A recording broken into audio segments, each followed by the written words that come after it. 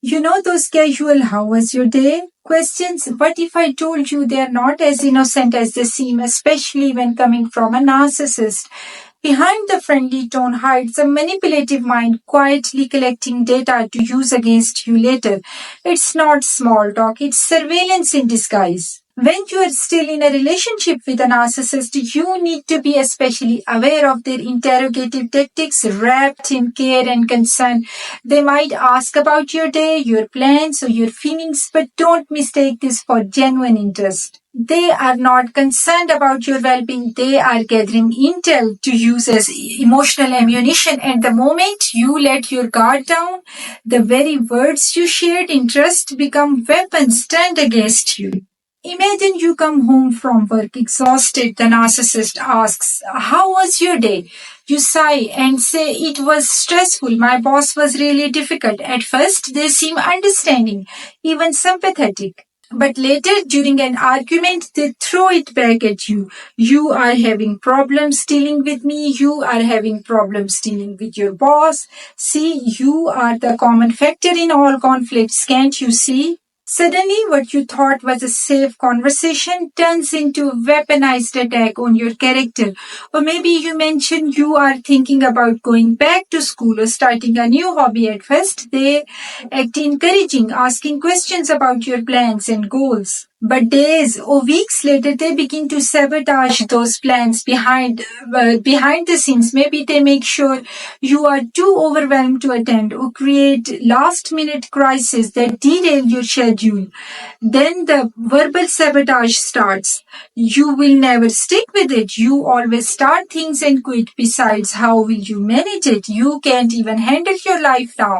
They didn't ask about your dreams to support you. They asked to gather ammunition to harm your future. In the later stages of an abusive relationship, when the mask has fully slipped, the narcissist often transforms into a full-blown police detective, complete with an imaginary badge and an inflated sense of self-importance. They interrogate you with the smug certainty of someone who believes they are cracking the case of the century, even though the crime is probably just forgetting to take out the trash.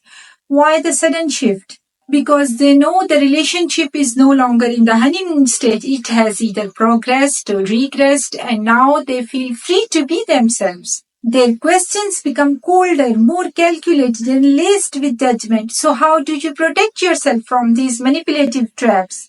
Keep your responses vague. Instead of oversharing, say "it was fine" or "just the usual." Redirect the conversation. Ask them a question instead. Narcissists love talking about themselves, and shifting the focus back on them keeps you safer.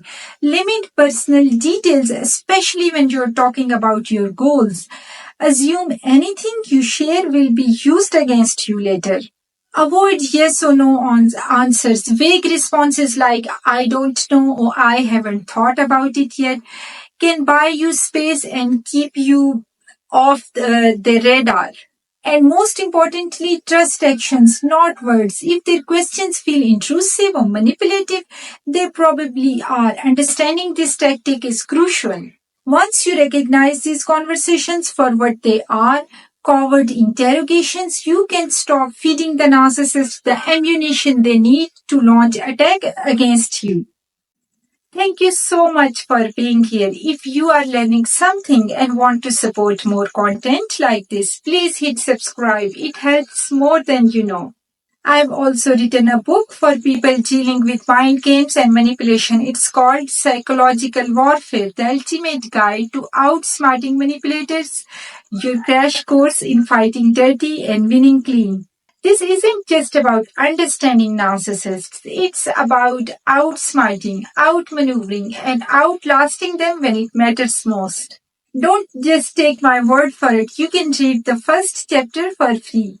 Most people freeze when they are trapped. Therapists can guide you, but they can't be your sword. You have to sharpen your own mind, and you can. If you're ready to stop surviving and start winning, grab your copy today. The link is in my bio and in description of this video. Sharpen your mind on your life. Catch you in the next video.